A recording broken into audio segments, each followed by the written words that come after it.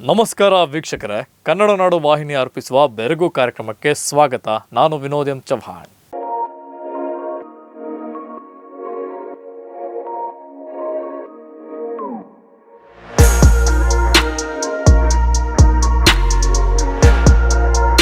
ಹೊಸೆ ಅರುಂಧತಿ ನಿನ್ನ ಒದಲ ಬೊಮ್ಮಾಲಿ ನಿನ್ನ ಒದಲ ಈ ಡೈಲಾಗ್ ಕೇಳುತ್ತಲೇ ಮೈ ರೋಮಾಂಚನವಾಗುತ್ತದೆ.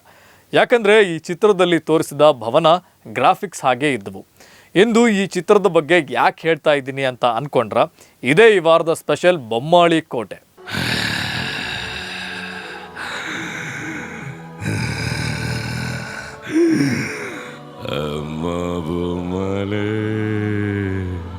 పింద పండై పరువానికొచ్చింది, నాకలి తీర్చే వయసు నీకొచ్చింది. కొంచెం కొంచెంగా నలుపుతూ నీ సారా మొత్తం పీల్చేయాలి. రప్పిస్తా, నిన్ను గద్వాలికి రప్పిస్తా. ఒసే అరుంధతి, నీకు పెళ్ళ? నన్ను చంపి ఈ సమాధిలో కుళ్ళబెట్టిన నిన్ను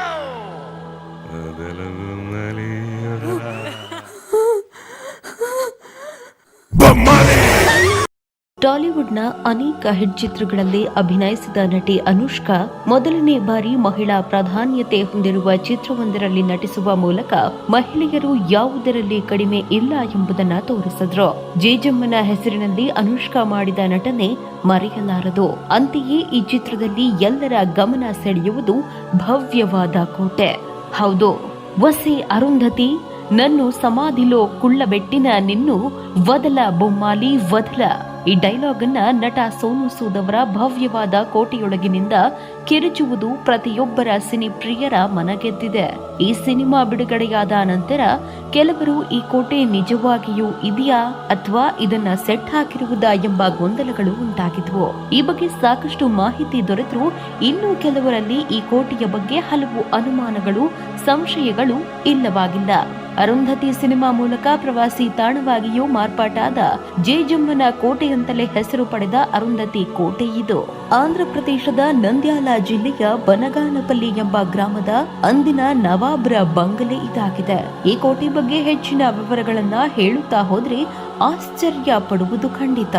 ಅರುಂಧತಿ ಸಿನಿಮಾ ಬರುವವರೆಗೂ ಈ ಕೋಟೆಯ ಬಗ್ಗೆ ಹೆಚ್ಚಿನದ್ದಾಗಿ ಯಾರಿಗೂ ತಿಳಿದಿರಲಿಲ್ಲ. ಆ ನಂತರದ ದಿನಗಳಲ್ಲಿ ಈ ಕೋಟೆಯನ್ನ ಹುಡುಕಿ ಕೆಲವರು ಫೋಟೋಗಳನ್ನ ತೆಗೆದುಕೊಂಡು ಅವುಗಳನ್ನ ಸೋಷಿಯಲ್ ಮೀಡಿಯಾಗಳಲ್ಲಿ ವೈರಲ್ ಮಾಡಿದ್ರು. ಆದ್ರೆ ಈ ಕೋಟೆಯ ಬಗೆಗಿನ ಇತಿಹಾಸ ಮಾತ್ರ ತಿಳಿಯಲಾಗಿಲ್ಲ. ಹಾಗಾದ್ರೆ ಈ ಬಂಗಲೆಯ ರಹಸ್ಯಗಳೇನು ಎಂಬುದನ್ನ ತಿಳಿಯೋಣ ಬನ್ನಿ.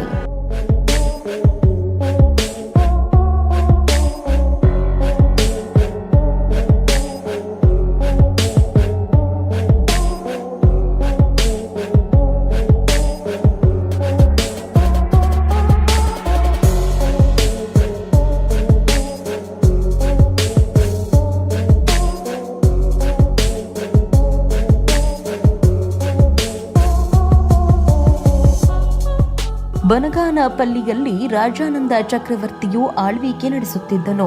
ಆತನ ಮೇಲೆ ದಂಡೆತ್ತಿ ಬಂದ ಬಿಜಾಪುರ ಸುಲ್ತಾನ್ ಇಸ್ಮಾಯಿಲ್ ಆದಿಲ್ ಶಾ ಬನಗಾನಪಲ್ಲಿಯ ಕೋಟೆಯನ್ನ 1601ರಲ್ಲಿ ವಶಪಡಿಸಿಕೊಂಡನು. ಕೋಟೆಯ ಜೊತೆಗೆ ಸುತ್ತಮುತ್ತಲಿನ ಎಲ್ಲ ಜಿಲ್ಲೆಗಳು ಸುಲ್ತಾನನ ಮೆಚ್ಚುಗೆಗೆ ಪಾತ್ರವಾಗಿದ್ದ ಜನರಲ್ ಸಿದ್ದು ಸುಂಬಳನ ನಿಯಂತ್ರಣದಲ್ಲಿತ್ತು.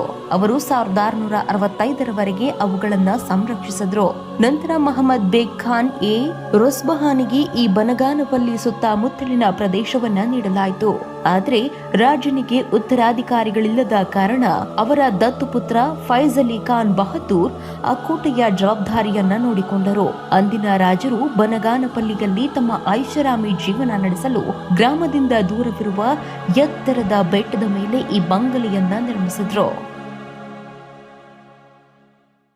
ಕೋಟೆಯ ನಿರ್ಮಾಣವು ಪ್ರವಾಸಿಗರನ್ನ ಆಶ್ಚರ್ಯಚಕಿತರನ್ನಾಗಿಸುತ್ತದೆ ಎಂಬುದರಲ್ಲಿ ಸಂಶಯವೇ ಇಲ್ಲ. ಯಾಕೆ ಗೊತ್ತಾ? ಮುಂದೆ ನೋಡಿ. ಈ ಕೋಟೆಯ ನಿರ್ಮಾಣವನ್ನ ನೋಡಿದವರೆಲ್ಲ ಆಶ್ಚರ್ಯಚಕಿತರಾಗ್ತಾರೆ. ಈ ಕೋಟೆಯನ್ನ ಅದ್ಧೂರಿಯಾಗಿ ವಿನ್ಯಾಸಗೊಳಿಸಲಾಗಿದೆ. ಅದರಲ್ಲೂ ಈ ಕೋಟೆಯ ಪ್ರವೇಶ ದ್ವಾರ, ಕೋಟೆಯನ್ನ ಪ್ರವೇಶಿಸಲು 2 ಬದಿಯ ಮೆಟ್ಟಿಲುಗಳನ್ನ ಹತ್ತಿ ಸಾಗಲು ಕೈಗೊಂಡಿರುವ ನಿರ್ಮಾಣ ಅದ್ಭುತವಾಗಿದೆ. ಈ ಕೋಟೆಯೊಳಗೆ 9 ಕೊಠಡಿಗಳು ಮತ್ತು ದೊಡ್ಡ ಸಭಾಂಗಣವಿದೆ.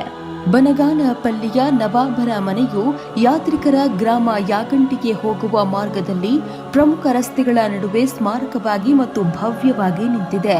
ಬೇಸಿಗೆಯಲ್ಲಿ ಅರಮನೆಯು ಸುಮಾರು 1 ಶತಮಾನದ ಹಿಂದೆ ಮೀರ್ ಫಜಲ್ ಅಲಿ ಖಾನ್ ನಿರ್ಮಿಸಿದ ಭವ್ಯವಾದ ಕಟ್ಟಡವಾಗಿದ್ದು, ಬ್ರಿಟಿಷ್ ಅತಿಥಿಗಳನ್ನ ಇರಿಸಿಕೊಳ್ಳಲು ಮತ್ತು ಮನರಂಜನೆಗಾಗಿ ಅಥವಾ ರಾಜಮನೆತನದಿಂದ ಬೇಸಿಗೆಯ ರೆಸಾರ್ಟ್ ಆಗಿ ಬಳಸಲು ಬಳಕೆ ಮಾಡಲಾಗಿತ್ತು ಎಂದು ಹೇಳಲಾಗಿದೆ. ವಿಜಯನಗರ ಸಾಮ್ರಾಜ್ಯದ ಪತನದ ನಂತರ 17ನೇ ಶತಮಾನದಲ್ಲಿ ಕೋಟೆಯನ್ನ ಸಿದ್ಧ ಸಂಭುಲ್ ಖಾನ್ ಆಕ್ರಮಿಸಿಕೊಂಡರು. ಕೋಟೆಗೆ ಮುತ್ತಿಗೆ ಹಾಕಲು ಮತ್ತು ವಿಜಯನಗರ ಸಾಮ್ರಾಜ್ಯದ ಹಿಂದಿನ ಉಪನದಿಗಳನ್ನ ಹೊರಹಾಕಲು ಬಿಜಾಪುರ ಸುಲ್ತಾನ್ ಸಂಭುಲ್ ಖಾನ್ ಅವರಿಗೆ ನಿರ್ದೇಶಿಸಿದ್ದರಂತೆ. ಈ ಕೋಟೆಯು ಬ್ರಿಟಿಷರ ಕಾಲದಲ್ಲೂ ಸಹ ನವಾಬ್ ಕುಟುಂಬದ ನಿಯಂತ್ರಣದಲ್ಲಿಯೇ ಇತ್ತು.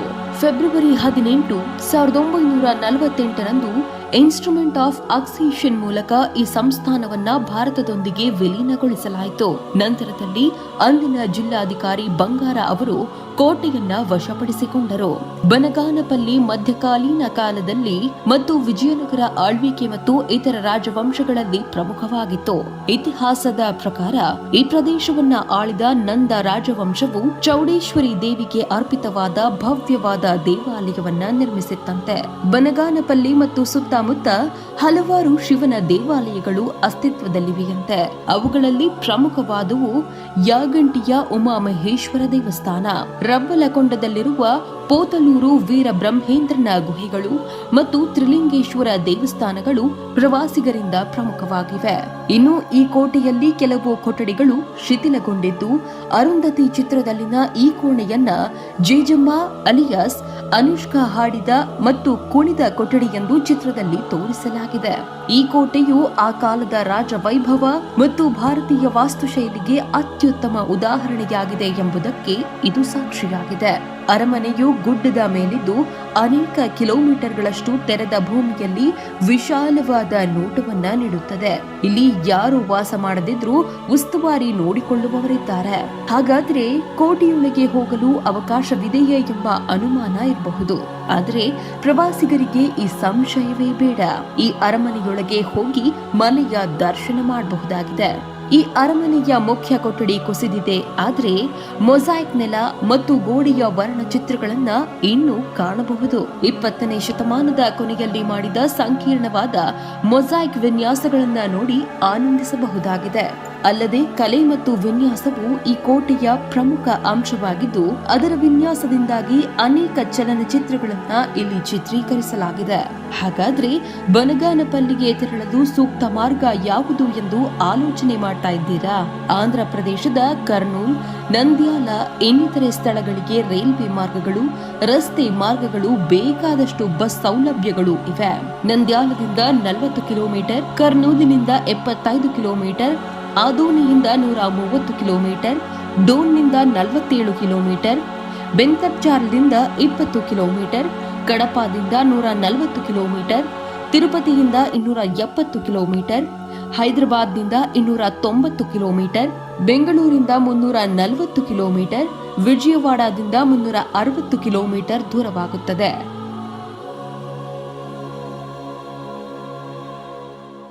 ಬನಗಾನಪಲ್ಲಿಯ ಕೋಟೆ ನೋಡಲು ಬಂದವರು ಇಲ್ಲಿಯೇ ಇರುವ ಪ್ರೇಕ್ಷಣೀಯ ಸ್ಥಳಗಳನ್ನು ನೋಡದೆ ಹಿಂತಿರುಗಲು ಸಾಧ್ಯವೇ ಇಲ್ಲ ಹೇಳಿ. ಇಲ್ಲಿಗೆ ಪ್ರವಾಸ ಮಾಡಬೇಕೆನ್ನುವವರು ಯಾವ ಕಡೆಗಳಿಂದ ಹೋಗಬೇಕು ಎಂಬುದನ್ನು ನೋಡಿಕೊಂಡ್ರೆ ಹತ್ತಿರದ ಊರುಗಳ ಮೂಲಕ ಇಲ್ಲಿಗೆ ತೆರಳಬಹುದು.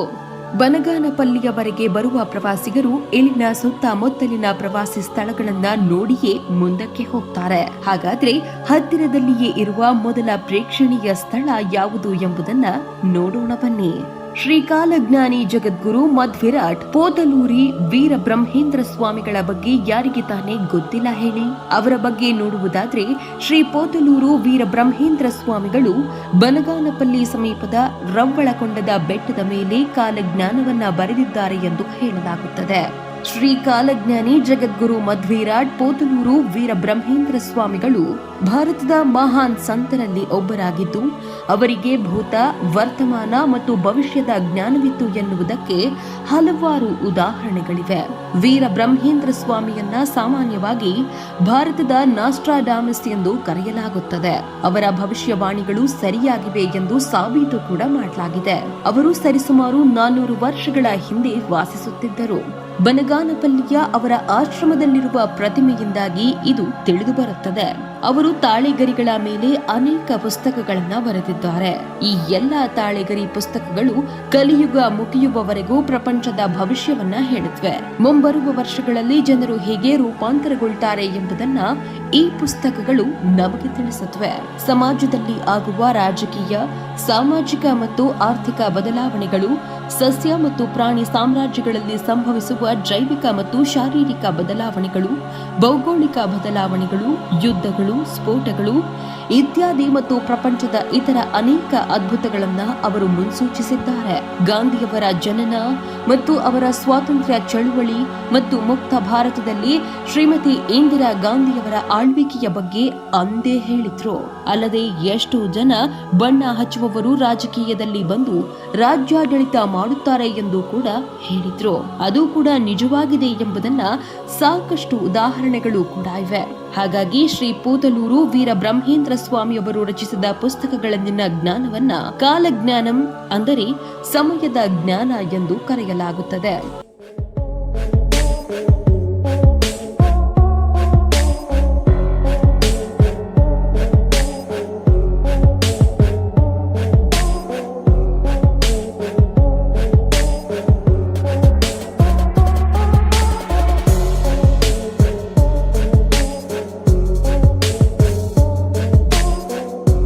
ವೀರ ಬ್ರಹ್ಮೇಂದ್ರ ಸ್ವಾಮಿಯವರು ನೆಲೆಸಿದ ಪ್ರದೇಶವನ್ನ ನೋಡಿದ ನಂತರ ಅಲ್ಲಿಂದ ಯಾಗಂಟಿ ಉಮಾಮಹೇಶ್ವರ ದೇವಸ್ಥಾನಕ್ಕೆ ತೆರಳಲೇಬೇಕು.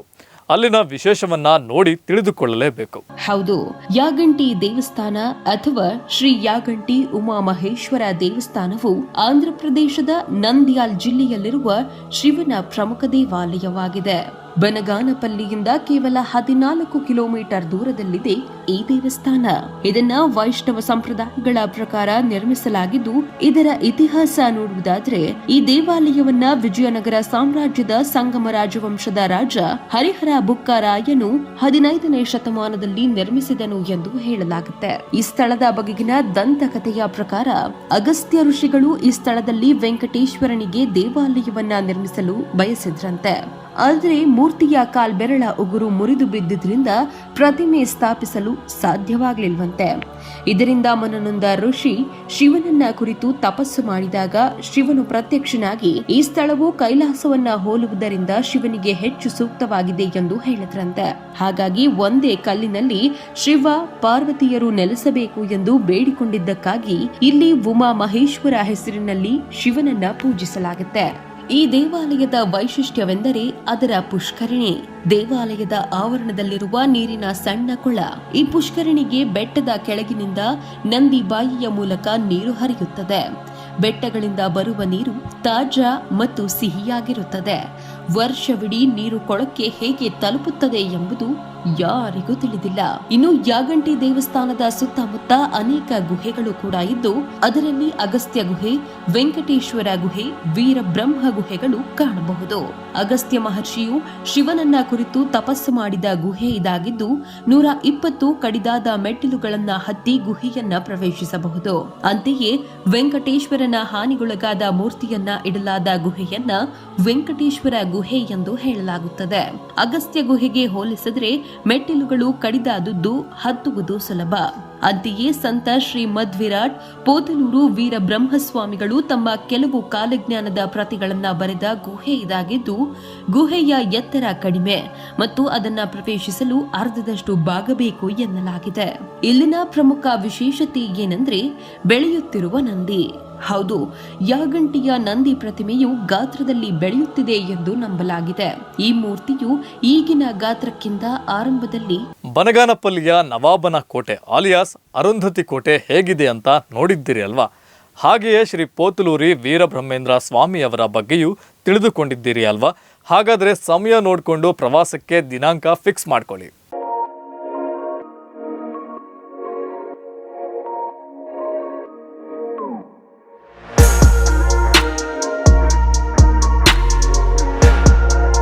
ಮುಂದಿನ ವಾರ ಮತ್ತೊಂದು ಇಂಟ್ರೆಸ್ಟಿಂಗ್ ಸ್ಟೋರಿಯೊಂದಿಗೆ ಭೇಟಿಯಾಗೋಣ. ಕನ್ನಡ ನಾಡು, ಇದು ಕನ್ನಡಿಗರ ನಾಡಿ ಮಿಡಿತ.